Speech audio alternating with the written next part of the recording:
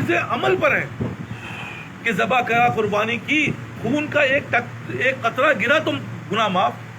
لیکن کیا بتاؤ کہ اگر اس کی حرام کی کمائی ہے، کیا اس کے اندر دل کے اندر نیت میں اس کا دکھاوا ہے، تو کیا اس کے گناہ معاف ہوں گے؟ کبھی نہیں ہوں گے. یہ ساری شرطیں ہیں. بس شب قدر والے دن اللہ تعالیٰ بڑا رحیم ہوتا ہے، کریم ہوتا ہے، سب کے گناہ معاف کر دیتا ہے. لیکن شرط لگا دی، کیا ہے کہ بھائی جو شخص جو ہے کینہ رکھتا ہوگا، جو شخص جو ہے وہ آپس میں قطع تعلق رکھنے والا ہوگا، جو شخص جو ہے ماں باپ کا یہ ساری شرطیں ہیں. اللہ کا شکر ہے ہم شراب تو نہیں پیتے، لیکن بھائی شراب کا سے مسئلہ نہیں ہے، قطع تعلق کا تو مسئلہ ہے. پتہ چلا بھائی سے بھائی کی نہیں بن رہی، بہن بھائیوں میں اللہ معاف کرے قطع تعلق ہے. محلے پڑوس میں ایک دوسرے کو دیکھ کے منہ پھیر کے چلے جاتے ہیں، یہ قطع تعلق ہی تو ہے. اور کیا کسے کہتے ہیں؟ تو شب قدر والے دن بھی گناہ معاف نہیں ہو رہے. حج پہ جاؤ گناہ معاف. ارے کن کے گناہ معاف؟ جو وہ شرائط پوری کرتے ہیں. لیکن یہاں کی شرائط کیا ہے؟ میرا بار بار کہہ رہا ہوں، اور یہاں کی شرائط کیا رکھی ہے اللہ نے؟ کوئی وضو کی ضرورت نہیں ہے، کوئی نیت کی ضرورت نہیں ہے، کوئی بھی عبادت کی شکل بنانے کی ضرورت نہیں کہ رکوع میں، سجدے میں، فلاں میں. صرف آ کے بیٹھ گئے. نیت میں کچھ اور تھا، سوچ میں کچھ اور تھا، صرف آ کے بیٹھ گئے. کس لیے؟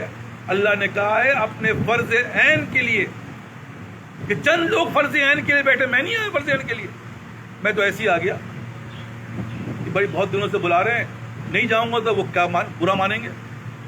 ہیں بھائی اخلاقی معاملات ہے یار، چلے جانا چاہیے. تو بھائی اس پہ بھی اللہ معاف کر رہا ہے. یہاں کی شرطیں سب الٹی. تو مجھے بتاؤ جو اس شرط میں کامیاب ہوگا، اور کوئی طریقہ نہیں ہے، تو بار بار عرض کر رہا ہوں، کوئی طریقہ نہیں ہے. ہر جگہ شرط اور ایسی خطرناک کہ آپ اس کو پورا نہیں کر سکتے. سب سے پہلے نیت ہے. نیت کا اخلاص کہاں سے لاؤ گے؟ کہیں نہ کہیں کچھ نہ کچھ ملاوٹ ہو ہی جاتی ہے. قربانی میں بھی کچھ نہ کچھ ملاوٹ ہو ہی جاتی ہے. کو اللہ اپنے فضل سے معاف فرما دے. لیکن یہاں پر تو شرطیاں ڈھونڈ کے لگا دی، اور یہ نہیں لگائی کہ چلو بھائی ہوتا کیا ہے، دیکھو دنیا کا مال ہم کماتے ہیں نا، جب دنیا کا مال کماتے ہیں تو دنیا کی چیزوں پہ خرچ کرتے ہیں. جو تم چاہتے ہو وہ کرتے ہو. گاڑی خرید لی، مکان خرید لیا ہے، اے سی خرید لیا، جو تم چاہو گے. لیکن ڈیپینڈ مال پر ہے کہ مال ہوگا تو کرو گے نا، مال ہی نہیں تو کیسے کرو گے؟ اسی طرح یہ روحانی مال ہوتا ہے. ایک آدمی نماز پڑھنا چاہے نہیں پڑھ سکتا، کیونکہ روحانی طاقت اس کے پاس ہے ہی نہیں. ایک آدمی جو ہے صدقہ دینا چاہے نہیں، حالانکہ لاکھوں روپے رکھے ہوئے ہیں، لیکن وہ دے نہیں سکتا کیونکہ روحانی مال اس کے پاس نہیں ہے. اسی طرح ہر چیز جو بھی نیک کام کرے گا اس کے پاس روحانی مال ہونا چاہیے. روحانی مال کیا ہے؟ بھائی اتنے لاکھ اور کروڑ دفعہ لا الہ الا اللہ پڑھا، بھائی نبی صلی اللہ علیہ وسلم پہ درود بھیجا، حج کیا، عمرہ کیا، فلاں کیا، ڈھمکا کیا، نفل پہ نفل پڑھ رہا ہے.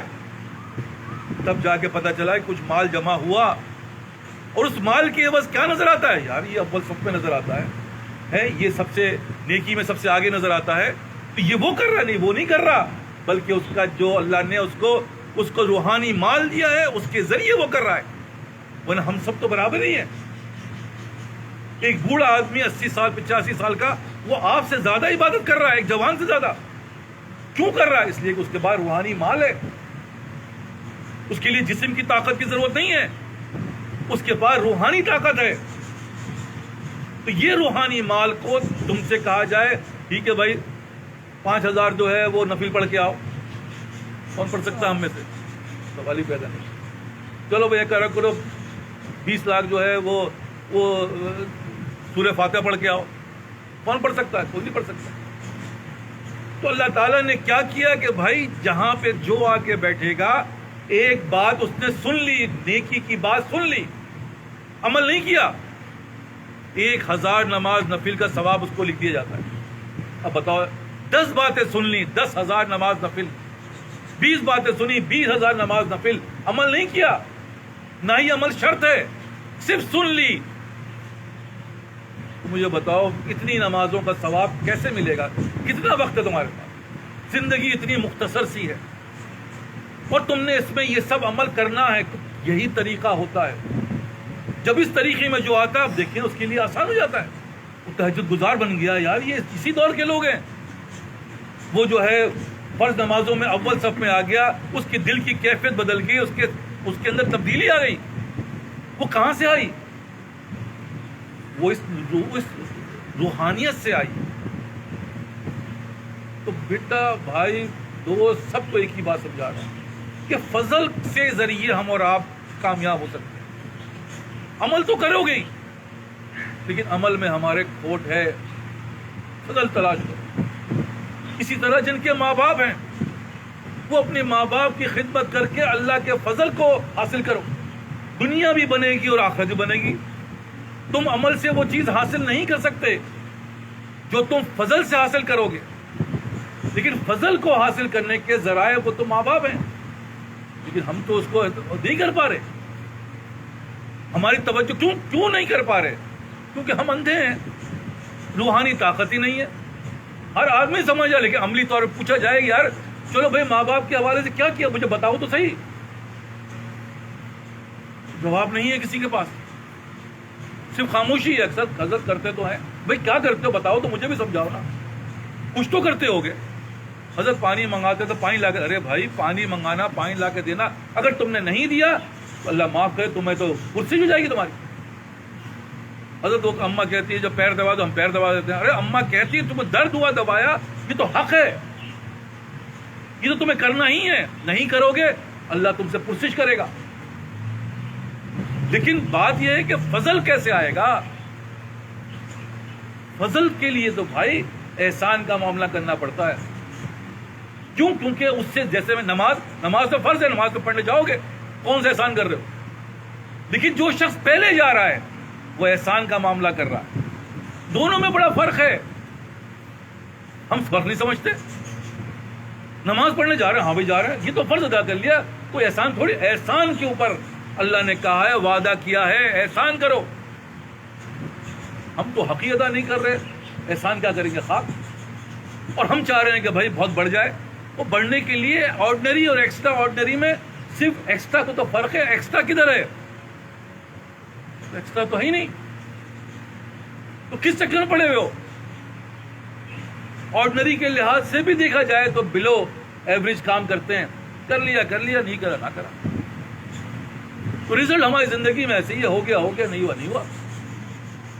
لیکن بار بار عرض کر رہا ہوں، جس نے ایکسٹرا کیا وہ دنیا میں بھی ایکسٹرا آرڈنری بن جاتا ہے۔ اور جو بات میں آپ کو سمجھانا چاہ رہا ہوں وہ ہے فضل۔ اگر ماں باپ ہیں، تمہارے بزرگ ہیں اللہ، تو ان کی خدمت سے اللہ تعالیٰ وہ چیز عطا فرما دیتا ہے کہ تم ساری زندگی کا تم 10 نسلیں بھی مل کر نہیں کر سکتے۔ وہ ہیں ماں باپ، کیونکہ تم دنیا کے حریص بھی ہو اور آخرت کے حریص بھی ہو، تمہیں دنیا بھی چاہیے اور تمہیں آخرت بھی چاہیے، تو واحد چیز ہے ماں باپ، ان کے ساتھ احسان کا معاملہ کرو، ان کی خدمت کرو، اور جو خدمت کو بتا رہا ہوں وہ خدمت سیکھ لو،